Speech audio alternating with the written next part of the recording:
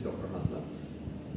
Today I'm going to discuss about managing and manager's job in management perspective, from management perspective.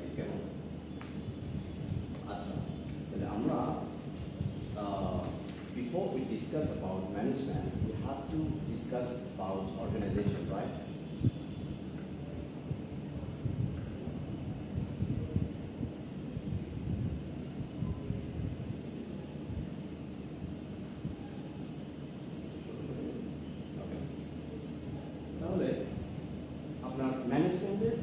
Management পার্টটা আসবে পরে, আগে আমাদের কি আসবে অর্গানাইজেশন পার্ট আসবে।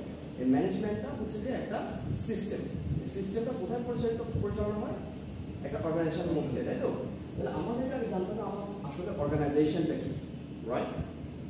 আচ্ছা, তাহলে অর্গানাইজেশনটা হচ্ছে a group of people working together to achieve a set of goals, but of course it should be structured and planned.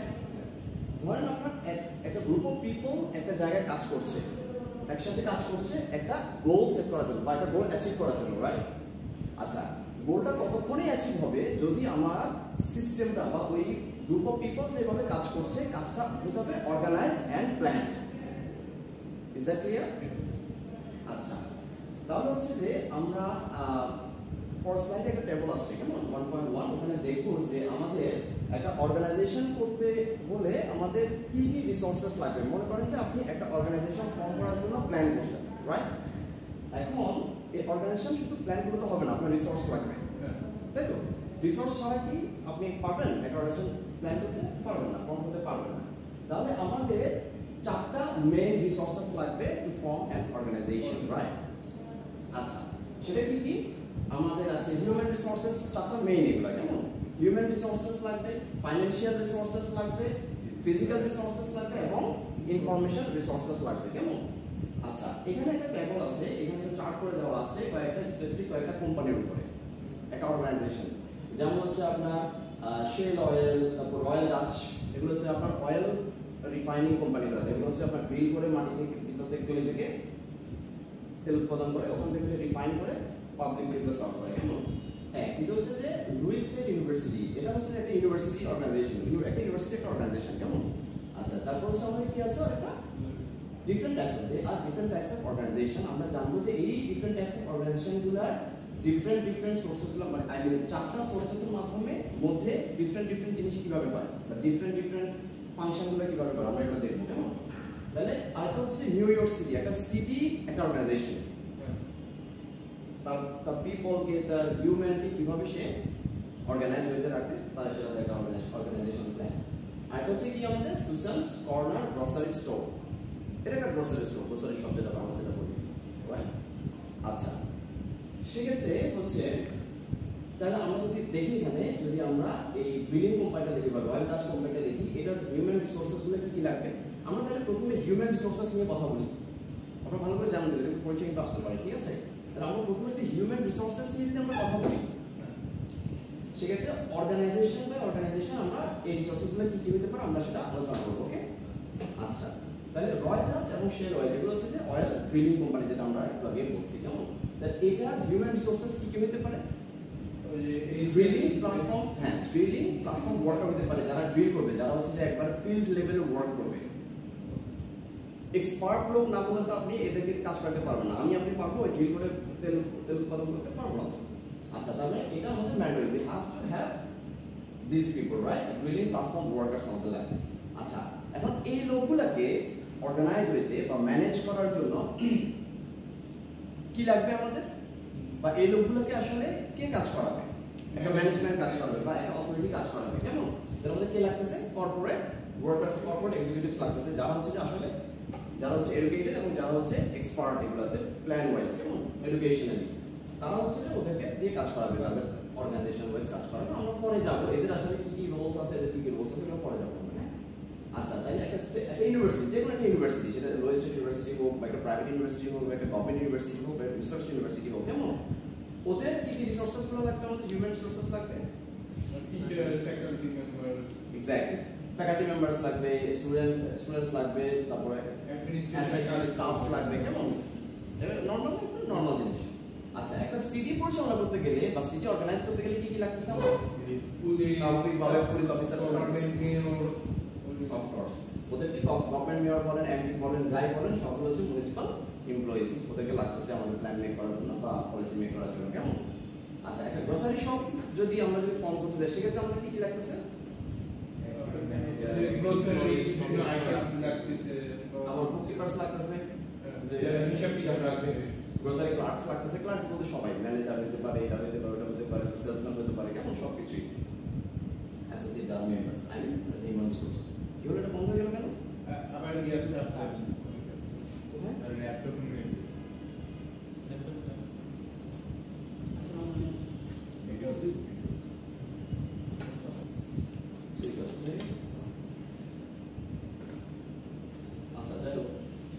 আচ্ছা তারপর আমরা দেখি যে আমাদের ফাইন্যান্সিয়াল রিসোর্সেস কি কি লাগতেছে ধরেন আমাদের এখন হচ্ছে আমাদের হিউম্যান রিসোর্স হয়ে গেছে আপনি হিউম্যান রিসোর্স দিয়ে কাজ করতে পারবেন যদি আপনার ফাইন্যান্সিয়াল বাজেট না থাকে না আচ্ছা তাহলে এখন এই জিনিসগুলোকে বা এই লোকগুলোকে বা এই হিউম্যান রিসোর্সেস গুলোকে আমাকে অপারেট করতে বা কন্ডাক্ট করতে আমাদের ওদেরকে স্যালারি দিতে হবে না ওদের পিছনে টাকা খরচ করতে হবে না ওদের পিছনে একটা বাজেট আমাদের আছে না এই বাজেটের সোর্স অফ বাজেট কোথায় ওই যে প্রফিট হ্যাঁ এখন হচ্ছে যে এই তেল কোম্পানিগুলো যখন পাবলিকলি তেলগুলো পৌঁছে দিচ্ছে তখন কি হচ্ছে আমাদের প্রফিট জেনারেট করতেছে ওখান থেকে প্রফিট থেকে আমরা প্রফিট ডিস্ট্রিবিউশন করতেছি বা ওদেরকে ওখান থেকে স্যালারি দিয়ে দিচ্ছি এক্স্যাক্টলি রাইট ওকে তারপর হচ্ছে যে আমার শেয়ার হোল্ডার্স ইনভেস্টমেন্টস আছে তাহলে এই যারা মেইন মালিক যারা যারা যারা ওনার তারা কি করতেছে তারা এই কোম্পানিটা ফর্ম করার আগে তারা হচ্ছে যে তাদের শেয়ার সেল করে আমরা যখন ফাইন্যান্স করি কোন একটা company if you want to expand your company then you need to follow two steps একটা হচ্ছে কি আপনি হচ্ছে ডেট ফাইন্যান্সিং এ যাবেন অথবা ইকুইটি ফাইন্যান্সিং এ যাবেন কেমন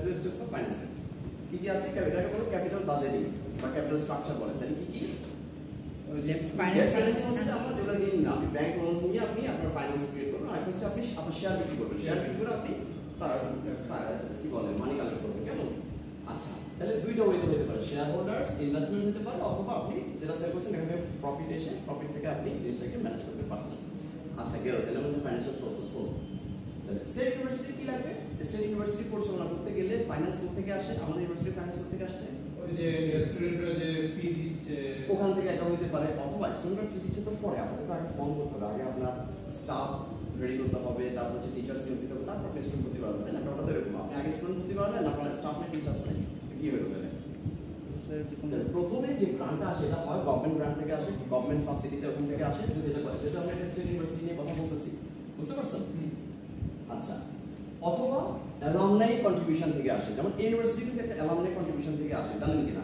ধরেন যারাই আছে একটা অ্যালামনাই আছে ওনাদের থেকে একটা ফান্ডিং হয়ে প্রথমে গিয়ে তারপর নেক্সট প্রফিট জেনারেশন থেকে আসতে পারে কিন্তু দুইটার ভিতরে আরো কয়েকটা এক্সাম হতে পারে কেমন কয়েকটা প্রফিট হতে পারে কি আল্লাহ এটা বারবার মনে হচ্ছে কেন আচ্ছা এটা মনে হয় স্ক্রিন টাইম বাড়ায় দেন না স্ক্রিন টাইম বাড়ায় আচ্ছা এটা তো এখন বাড়াতে পারছি না আমরা পড়া বাড়াতে একটু সাবধান থাকতে হবে আচ্ছা গেল তাহলে গভর্নমেন্ট গ্রান্ট হচ্ছে অ্যালামনাই কন্ট্রিবিউশন থেকে হচ্ছে আচ্ছা হ্যাঁ বসো তাহলে হচ্ছে যে নিউ ইয়র্ক সিটি এখন একটা সিটি ফর্ম করতে গেলে ফাইন্যান্সটা কোথা থেকে আসছে আপনার পুলিশকে আপনার স্যালারি দিতে হবে পুলিশ তো একটা না তাই না পুরো ইউনিট হ্যাঁ এটা একটা ইউনিট অফ পুলিশ ফোর্সেস আচ্ছা তারপর মুনিসিপালিটিকে বেতন দিতে হচ্ছে স্যালারি দিতে হচ্ছে না যারা মেয়র বা যারা পার্লামেন্ট মেম্বার বা যারা প্রধান কর্মকর্তা তাদেরকে দিতে হচ্ছে পলিসি মেকারদেরকে দিতে হচ্ছে এগুলো কোথেকে আসে নর্মালি জেনারেলি বাংলাদেশে কোথেকে আসে ট্যাক্স থেকে আসে পাবলিক ট্যাক্স থেকে আসে তাই আমাদের এখানে যে ট্যাক্স রেভিনিউ থেকে আসতেছে গভর্নমেন্ট ট্যাক্স থেকে রেভিনিউ পাচ্ছে ওই রেভিনিউ থেকে ডিস্ট্রিবিউট করতেছে কেমন অথবা গভর্নমেন্টের নিজস্ব একটা বাজেট থাকে ওই বাজেটটাও কিন্তু আলটিমেটলি ট্যাক্স থেকে আসে বাজেট ফর্ম করে তারপর ওখান থেকে নেয় আচ্ছা গেল তাহলে গ্রোসারি শপের ফাইন্যান্সিয়াল রিসোর্সেস কোথেকে আসে প্রফিট থেকে রাইট এবং ওনার্স ইনভেস্টমেন্ট আপনি যখন একটা গ্রোসারি শপ বা একটা সুপার শপ খুলবেন তখন আপনি আগে ইনভেস্ট করবেন পার্সোনাল ইনভেস্টমেন্ট থেকে ইনভেস্ট করবেন অথবা ব্যাংক থেকে লোন নিয়ে করবেন যেটাই হোক ওখান থেকে করবেন তাহলে ওনার্স ইনভেস্টমেন্ট থেকে নর্মালি আসে এবং হচ্ছে যে তারপর যখন বিজনেসে যখন রান করে তখন প্রফিট ম্যাক্সিমাইজেশন থেকে বা প্রফিট জেনারেশন থেকে তারপর হচ্ছে ডিস্ট্রিবিউট হয় কেমন আচ্ছা তাহলে আমরা পাইলাম হচ্ছে কি পেলাম আমরা হিউম্যান রিসোর্সেস পেলাম একটা অর্গানাইজেশন ফর্ম করতে ফাইন্যান্সিয়াল রিসোর্সেস পাইলাম এখন আমরা কি নিয়ে কথা বলবো ফিজিক্যাল রিসোর্সেস নিয়ে কথা বলবো যে ফিজিক্যাল রিসোর্সেস গুলো কি হতে পারে যেমন একটা ইউনিভার্সিটি হইতে হলে আমার ফিজিক্যাল রিসোর্সে আমার ফিজিক্যাল অ্যাসেট লাগবে আমার বিল্ডিং লাগবে না ল্যাপটপ লাগবে না পিসি লাগবে না কথা হ্যাঁ তাহলে আমরা দেখি এখন আমাদের ড্রিলিং কোম্পানিগুলোতে বা অয়েল ড্রিলিং কোম্পানিগুলোতে কি কি লাগছে। রিফাইনার্স লাগছে। রিফাইনার্স কি? আপনি যখন খনিজ থেকে তেল উৎপাদন করেন, তেল নেন, ড্রিল করে তেল উঠান, তেলটা কি বিশুদ্ধ থাকে? এটা তো র এটা তো আপনি ইউজ করতে পারবেন না, ইউটিলাইজেবল না। তো এটাকে ইউটিলাইজ করতে হলে কি করতে হবে? রিফাইনিং একটা ফ্যাক্টরি আছে বা মেশিন আছে, ওই মেশিন থেকে আপনাকে রিফাইন করে কত ব্যারেল তেল উৎপাদন করবেন, it depends on how many barrels of oils you produce, right, or refine. Okay, তাহলে এটা অবশ্যই depends on market demand, right. Market আপনার ডিমান্ড করতেছে 10,000 ব্যারেল, কথা আপনি তো 20,000 ব্যারেল উৎপাদন করলে আপনার লস হচ্ছে, তাহলে ওইটা প্ল্যান, এটা আমরা তো পড়ে যাচ্ছি যে কিভাবে লস হবে, কিভাবে প্রফিট ম্যাক্সিমাইজ করবে। তাহলে আমাদের রিফাইনার্স আমরা পাচ্ছি। অফিস বিল্ডিং অফ কোর্স লাগতেছে কাজ করার জন্য, তাই না? সব ফ্যাক্টরিতে তো হবে না, আপনার এগুলা লিপিবদ্ধ করতে হবে, কোন জায়গায় ডিল করছেন, ইনভেস্টমেন্ট ট্রেড করছেন কোথায়, এগুলো সব আমাকে একটা অফিসিয়াল ফরমেশনে নিয়ে আসতে হবে। তো এটাই তো অর্গানাইজেশন, এটাই তো অর্গানাইজেশন, তাই না? অ্যাক্টিভিটিস অফ অর্গানাইজেশন গেল। তাহলে আমাদের ফিজিক্যাল রিসোর্সেস গেল। ইউনিভার্সিটি ফিজিক্যাল রিসোর্সেস কি হতে পারে? কম্পিউটারস হতে পারে, office building, sorry campus facilities হতে পারে, কেন? আচ্ছা, সিটি কি হতে পারে? সিটি যে কোনো একটা সিটি কি হতে পারে? ফিজিক্যাল রিসোর্সেস,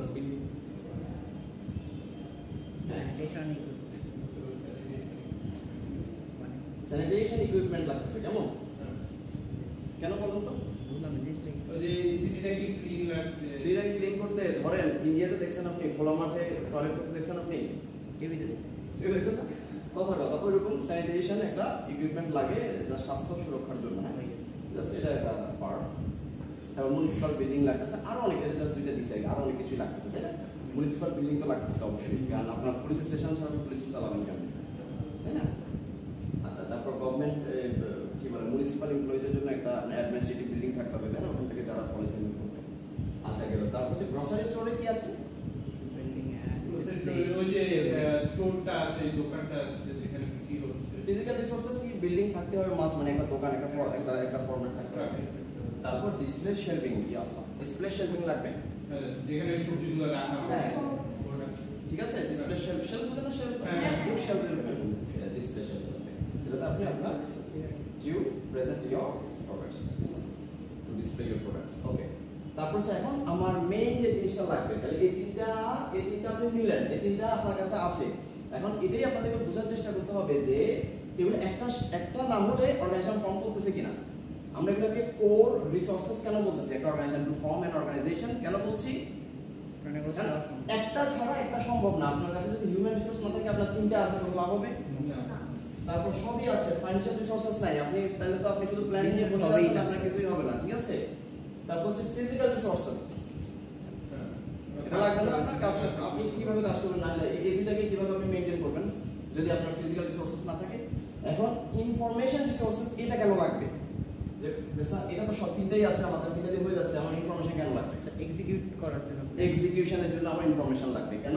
আমি কত ব্যারেল অফ অয়েলস আমার মার্কেটে দিতে হবে বা মার্কেট ডিমান্ড কত, এটা যদি আমি না জানি, ইনফরমেশন আমি না জানি, বা ইনফরমেশনটা আমি যদি একটা রিসার্চ, এটা কমপ্লিটলি এটা একটা রিসার্চ। আপনাদের প্রথম ক্লাসে আমি রিসার্চ বুঝাইছিলাম, বেসিক্স অফ রিসার্চ, কিভাবে রিসার্চ করতে হয়, একটা অবজেক্টিভ সেট করতে হয়, প্রথমে কন্টেন্ট এন্ড কনটেক্সট সেট করতে হয়, যেকোনো একটা বিষয় নিয়ে ওই বিষয়ের উপর অবজেক্টিভ সেট করতে হয়। দেন অবজেক্টিভ যখন হয়ে যায় তখন আমার কি লাগবে? প্রবলেম। ওই কন্টেন্টটা ইন্ট্রোডিউস করার উপর আমার প্রবলেম লাগবে, তাই না? ওই স্পেসিফিক ওই কন্টেন্টের উপরে আমার প্রবলেমগুলো কি কি। যখন আমি প্রবলেমস পেয়ে যাচ্ছি তখন আলটিমেটলি আমার গ্যাপটা পেয়ে যাচ্ছি আমি। ওই গ্যাপটা মিনিমাইজ করাটা হচ্ছে আমার রিসার্চের মূল লক্ষ্য, তাই তো? এটা বিষয়টা হচ্ছে এটা। কারণ আমার কাছে যদি ইনফরমেশন না আসে, ইনফরমেশন হচ্ছে আমার প্রবলেমস, এটা একটা রিসার্চ। তাহলে আমার কত ব্যারেল তেল লাগবে বা কোন দেশে কতটুকু শর্টেজ আছে, এটা যদি আমি এই অ্যানালাইসিস যদি আমার কাছে না থাকে, তাহলে তো আমি মিলিয়নস অফ ব্যারেলস যদি আমি তেল প্রডিউস করি, লাভ হবে? লাভ হবে না, বরং ওয়েস্টেজ হবে। কারণ এই তেলগুলো উৎপাদন করতে আমার অনেক খরচ আছে, তাই না? প্রাইস ফল করবে, ইকোনমিক্যালি ডিসরাপশন হবে, অনেক কিছুই হবে। আচ্ছা, গেল। কারণ এখন তো মানে কি বলবো, মানে পেট্রোল ডলার না, পেট্রোল ডলার ইকোনমি চলতেছে না এখন, পেট্রোল ডলার ইকোনমি যেটাকে আমরা বলি, কেমন পেট্রোল ডলার ইকোনমি চলতেছে এখন। তাহলে পেট্রোল কত ইম্পর্টেন্ট জিনিস, যাই সেটা আমরা পেট্রোলের ব্যাপার বলতেছি। এটার ক্ষেত্রে ধরেন না, আপনি স্টেট ইউনিভার্সিটির ক্ষেত্রে ধরেন, আপনাকে ধরেন আমরা একাডেমিক স্টাফস, কেমন আমরা টিচিং করাচ্ছি, আমাদেরকেও কিন্তু বলতেছে যদি আপনাদের র্যাঙ্ক যদি বাড়াতে চান, ধরেন আমি অ্যাসিস্ট্যান্ট প্রফেসর হিসেবে আপনাদের এখানে জয়েন করছি, কথার কথা, এখন আমাকে সিনিয়র অ্যাসিস্ট্যান্ট প্রফেসর হতে হবে এরপর, অথবা অ্যাসিস্ট্যান্ট প্রফেসর হতে হবে, কেমন এরপর প্রফেসর। একটা ডেজিগনেশন বাড়াতে গেলে আপনাকে you have to have some papers, 2 or 3 more papers, কেমন মানে রিসার্চ পেপারস লাগতেছে, তাহলে কি হচ্ছে, তাহলে ওই জিনিসটা না হলে, ওই রিপোর্টটা না হলে, ওই রিসার্চ না হলে আমার কি হচ্ছে ইউনিভার্সিটির যে অর্গানাইজেশন এটা ফাংশন করছে না। আমার রিসার্চ পেপার নাই, আমি প্রমোশন পাই গেলাম শুধু এক্সপিরিয়েন্স দিয়ে, করো না তো, this is not an organizational process, right? আচ্ছা, তাহলে আমার ইউনিভার্সিটি ফর্ম করাই হচ্ছে কি রিসার্চে কন্ট্রিবিউশন রাখার জন্য। আপনাদেরকে পড়াচ্ছি মানে কি একটা রিসার্চ, কোনো একটা রিসার্চ হয়েছে, ওইটাই আমরা আপনাদেরকে ওই ইয়ারগুলো কমপ্লেন করতেছি, তাই তো? ওই ফ্যাক্টরসগুলো বা ওই জিনিসগুলো, মেকানিজমগুলো আপনাদেরকে কমপ্লেন করতেছি। হ্যাঁ, বিষয়টা হচ্ছে এখানে। আচ্ছা, তারপর হচ্ছে গভর্নমেন্ট পাবলিকেশন থাকে, যেগুলো গভর্নমেন্ট ইনস্টিটিউশন, আপনাদের গভর্নমেন্টের জন্য কিছু পাবলিকেশনস লাগে, কেন গভর্নমেন্টের জরিপ পাই এগুলো যেগুলো সেগুলো লাগে। আচ্ছা, তাহলে হচ্ছে যে এখন একটা সিটির জন্য আমাদের ইনফরমেশন রিসোর্সেস কি হচ্ছে, ইকোনমিক বিভিন্ন অ্যাক্টিভিটিজের। আচ্ছা, এখানে একটা কথা বলি, এখন আপনি বলবেন যে স্যার রিসার্চ পেপার ছাড়া ইউনিভার্সিটি চলে গেল, ইউনিভার্সিটি এখন বিজনেস হয়ে গেছে না?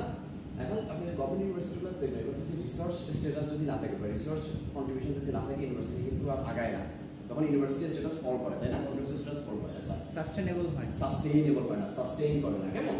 তাহলে ইউনিভার্সিটি যখন সাস্টেইন না করবে বা রিসার্চ না থাকবে, তখন কি হবে? ইউনিভার্সিটির র্যাঙ্ক কমতে থাকবে। তো একটা র্যাঙ্ক কমতে থাকে, ইউনিভার্সিটি স্টুডেন্ট ভর্তি হতে পারবে পরবর্তীতে, তাই না? ব্যাপারটা হচ্ছে এরকম। তার মানে এটা খুবই ইম্পর্টেন্ট একটা বিষয় আমাদের জন্য। তাহলে কি হলো? আচ্ছা, তাহলে সিটি, নিউ ইয়র্ক সিটির জন্য কি আছে আমাদের? Economic focus and crime. একটা সিটি, একটা ইকোনমি, সোজা কথা। ঢাকা সিটি ছাড়া আপনি একটা ইকোনমি কল্পনা করতে পারবেন, বাংলাদেশ ইকোনমি কল্পনা করতে পারবেন না। কথা বলা যে ঢাকা সিটি আমরা এক্সাম্পল হিসেবে নেই। তাহলে এই বিজনেস সিটি হচ্ছে ইকোনমিক্যালি কন্ট্রিবিউট করতেছে। এখন এই সিটিকে আমি ওইভাবে ফরম্যাট করতে হবে বা ওইভাবে অর্গানাইজ করতে হবে যাতে এটা আমার জিডিপিতে ইম্প্যাক্ট করে, গ্রস ডোমেস্টিক প্রোডাক্টে যাতে ইম্প্যাক্ট করতে পারে। তাহলে আমাকে ইকোনমিক ফোরকাস্ট আমাদের করতে হবে না? আমাকে গভর্নমেন্ট ওয়াইজ কোন খাতে কিভাবে ব্যয় করতে হবে বা কোন জায়গায় কিভাবে আরো ভর্তুকি দিতে হবে, কিভাবে মোটিভেট করতে হবে এমপ্লয়ীদেরকে বা এই যে পুলিশ অফিসারদেরকে, মিউনিসিপ্যালিটিদেরকে, এটা মোটিভেশনটাও কিন্তু একটা একটা একটা একটা ব্যাপার কিন্তু, হ্যাঁ, একটা অর্গানাইজেশনাল একটা প্রসেস। আচ্ছা, তাহলে ইকোনমিক ফোরকাস্ট আমাদেরকে করতে হবে। এটা কে করবে? এরা করবে, হ্যাঁ হ্যাঁ, ওরা করবে, আর এরা হচ্ছে এক্সিকিউশন। তাহলে হচ্ছে ক্রাইম স্ট্যাটিস্টিক্স। এখন পুলিশ কি করবে? ক্রাইম স্ট্যাটিস্টিক্সের রিপোর্ট দিবে, তাই না? এখন যদি ক্রাইম স্ট্যাটিস্টিক্স যদি না করতে পারে বা ক্রাইম রিপোর্ট তৈরি করতে না পারে, তারা কেস সলভ করবে কিভাবে? তারা তো খালি বসে বসে টাকা নেবে, এছাড়া তার কোনো উপায় নেই, আছে? আচ্ছা, তাহলে আমাদের দেখা যাচ্ছে যে ইনফরমেশন সোর্সেসটা খুবই ইম্পর্টেন্ট। আচ্ছা, আরেকটা আছে, গ্রোসারি স্টোরের জন্য আমাদের কি লাগতেছে? ওরা যখন গ্রোসারি করবে, তারপর সাপ্লাই থেকে ওরা প্রাইস লিস্ট পাচ্ছে কিনা বা প্রাইস কেমন হতে পারে, এই প্রাইসের উপর ডিপেন্ড করে তারা পরবর্তীতে অর্ডার করবে, তাই না? তাহলে আমাদের এটা price list from supplies is very important for them. আচ্ছা, আর হচ্ছে কি, এখন if you want to be competitive in your in the market, of course you have to have newspaper ads, right? আপনাকে আপনার প্রোডাক্টস গুলো প্রমোট করতে হবে to have the competitive advantage। আচ্ছা, তাহলে আপনার রাইভালসদের সাথে আপনার রাইভালরি অ্যাক্টিভিটিস পালন করতে হবে। সেক্ষেত্রে কি করতে হবে? নাকি নিউজপেপার কে কত বেশি অ্যাড দিচ্ছে বা কে কত বেশি নিজেকে প্রমোট করতে পারছে, হাইলাইট করতে পারছে, সেটা হচ্ছে ইম্পর্টেন্ট ফ্যাক্টর ওদের জন্য। হ্যাঁ, বলেন। নিউজপেপার এখানে দিতে হবে নাকি? সেটা জাস্ট একটা বলছে কি, আমি সোশ্যাল, এখন তো সোশ্যাল মিডিয়া চল, তাই না? পরে এখন পরে না, এখন সোশ্যাল মিডিয়া, এটা জাস্ট বলছে নিউজপেপার অ্যাডস ফর কম্পিটিটরস। সেটা আপনি সোশ্যাল মিডিয়া হতে পারে, প্রিন্ট মিডিয়া হতে পারে, টিভি মিডিয়া হতে পারে, anything, but social media is very strong nowadays, right? Okay, তাহলে আমরা এটা কি বুঝতে পারছি কিনা? ধরেন আপনাদেরকে পরীক্ষা দেওয়া হলো এরকম কিছু একটা, ধরেন এরকম একটা এক্সাম্পল, আমরা অর্গানাইজেশনাল একটা এক্সাম্পল আপনাদেরকে তুলে দিলাম, কথার কথা আপনাদেরকে বললাম যে এই চারটা সোর্সেসের আন্ডারে কি কি থাকতে পারে, কি কি হইতে পারে, পারবেন না দিতে? 10 আচ্ছা স্যার, আমি একটা কোশ্চেন করতে, যে ধরেন ফাইন্যান্সিয়াল রিসোর্সের প্রফিটের জায়গায় যদি আমি অন্য কোনো ফাইন্যান্সিয়াল, আমি সেটাই বলছি, মানে যেটা আপনার আছে and it should be logical. Okay, ঠিক আছে, আমি যতক্ষণ আমি লজিক্যাল পাবো আপনার লেখার মধ্যে, I will give you number, no problem. Okay, mister clear? আচ্ছা, তাহলে এরপরে যদি আমরা যাই, আচ্ছা, এখন এটা হচ্ছে একটা ইম্পর্টেন্ট একটা টপিক, সেটা হচ্ছে how do managers combine and coordinate the various kinds of resources. এই যে আমরা চারটা রিসোর্সেস পেলাম, তাহলে ম্যানেজার এই চারটা রিসোর্সেসকে কিভাবে কম্বাইন এন্ড কোঅর্ডিনেট করবে, দিস ইজ ইম্পর্টেন্ট। এটা হচ্ছে আমাদের ম্যানেজারিয়াল রোল বা লিডারশিপ রোল, কেমন একটা অর্গানাইজেশনের মধ্যে। তাহলে ম্যানেজারের কাজ কি? এই চারটা রিসোর্সেসকে কিভাবে সমন্বয় করতে পারে, কিভাবে অ্যাডজাস্টমেন্ট করতে পারে, অ্যাডজাস্ট করে আউটপুট বের করে নিতে পারে, তাই তো? ব্যাপারটা তো এইটা। থাকলে সবকিছু, কিন্তু কোনো কিছুতে কোনো ডিপার্টমেন্টের সাথে কোনো ডিপার্টমেন্টের সমন্বয় নেই, তাহলে কাজ হবে, আগাবে? বুঝতে পারছেন আপনি? ওকে, তাহলে কিভাবে করে আমরা একটা টেবলের মাধ্যমে সেটা দেখবো। দেখেন, তাহলে এটা হচ্ছে আমাদের ম্যানেজমেন্ট ইন অর্গানাইজেশন, এটা হচ্ছে ম্যানেজমেন্ট। তার মানে আমরা একটা অর্গানাইজেশন এতক্ষণ ফর্ম করছি, অর্গানাইজেশন কীভাবে ফর্ম করা দেখলাম, অর্গানাইজেশনের ভিতরে ম্যানেজমেন্ট কীভাবে হয় সেটা আমরা দেখবো কোন কোন প্রসেসের মাধ্যমে। তাহলে আমরা যদি এটাকে ধরে নিই যে একটা সিস্টেম, এটা কি আমরা যদি রিসার্চ পার্সপেক্টিভ থেকে চিন্তা করি, আমরা সবকিছু চিন্তা করি রিসার্চ পার্সপেক্টিভ থেকে। তো রিসার্চে কি হয়, আমরা হচ্ছে প্রথমে গোল সেট করি, একটা অবজেক্টিভ সেট করি, তাই না? হ্যাঁ, অবজেক্টিভ সেট করার জন্য আমাদেরকে কিছু প্রবলেমেটিক প্রসিজার যেতে হয়, প্রবলেম স্টেটমেন্ট তৈরি করতে হয়। তো মনে করেন যে এগুলো আমাদের প্রবলেম, এটা ছাড়া এটা চলছে না, এটা ছাড়া এটা চলছে না, বা এটার মধ্যে সমন্বয় হচ্ছে না, তারপরে এটা প্রবলেম না? এক্স্যাক্টলি তাই। আচ্ছা, তাহলে আপনি এই ইনপুটগুলো আপনি যখন দিবেন, প্রবলেম পেয়েছেন, রিসোর্স গ্যাপও পেয়েছেন, লিটারেচার রিভিউর মাধ্যমে আপনি ভ্যারিয়েবলসগুলো পাইছেন, কেমন? আচ্ছা, তাহলে হচ্ছে আমার প্রবলেম হচ্ছে এখন এই গ্যাপটাকে মিনিমাইজ করতে হলে বা গ্যাপটাকে সলভ করতে হলে, গ্যাপটাকে ফুলফিল করতে হলে কি করতে হবে আমাদেরকে? ম্যাথোলজিক্যাল ওয়েতে যেতে হবে, তাই না? ম্যাথোলজিক্যাল ওয়েতে যেতে হবে, ডাটা অ্যানালাইসিস করতে হবে, ডাটা কালেকশন করতে হবে, রাইট? এরকম তো ব্যাপারটা, ডাটা ইন্টারপ্রেট করতে হবে, দেন আপনাকে আপনার আলটিমেট গোলের দিকে যেতে হবে। আচ্ছা, তাহলে এখন আমরা যদি পাই যে সবকিছু ইনপুট আমাদের হয়ে গেছে, প্রবলেম ওয়াইজ রিসোর্সেসগুলো পেয়ে গেছি আমরা, তাহলে আমাদেরকে সিস্টেমে ঢুকতে হবে, ম্যাথোলজিক্যাল সিস্টেম ঢুকতে হবে। সেটা হচ্ছে কি, এখন আপনাকে ম্যানেজারিয়াল রোল হচ্ছে আমাদের সিস্টেম প্রসেস, তাহলে সেক্ষেত্রে প্ল্যানিং এন্ড ডিসিশন মেকিং লাগবে না? তাই না? এটা অনেক ইম্পর্টেন্ট। এই চারটা কম্বিনেশন আপনাকে মাস্ট রাখতেই হবে if you want to be a good leader or good manager, কেমন, in an organization, right? আচ্ছা, সেক্ষেত্রে হচ্ছে তাহলে without planning you cannot make your decision. আবার যখন আপনার প্ল্যানিং হবে তখন আপনি একটা ইফেক্টিভ ডিসিশন কিন্তু মেক করতে পারবেন, ভালো প্ল্যানিং এর মাধ্যমে ইফেক্টিভ ডিসিশন মেক করতে পারবেন। আচ্ছা, আপনার প্ল্যানিং হলো ডিসিশন মেক করলেন যে আমি এই পথে আগাচ্ছি। আচ্ছা, তারপর কি করতে হবে এখন? সে যদি সাজাতে হবে, অ্যাডজাস্ট করতে হবে। এখন যদি আপনি অ্যাডজাস্টমেন্ট না থাকে আপনার মধ্যে, বা অ্যাডজাস্টমেন্টের যে ক্যাপাবিলিটি ওইটাই নেই আপনার মধ্যে, বা অর্গানাইজ করা, সবকিছু সমন্বয় করে অর্গানাইজ ওয়েতে আপনাকে আগাইতে হবে, এটা আপনি পাচ্ছেন না, তাহলে হচ্ছে না, রাইট? আমরা এগুলো ডিটেইল পরে আমরা ডিটেইল বলবো, কেমন? আচ্ছা, তাহলে অর্গানাইজ করলেন আপনি, এরপর আপনাকে কি করতে হবে? লিড করতে হবে যে internally first, you have to lead your employees internally first. কিভাবে?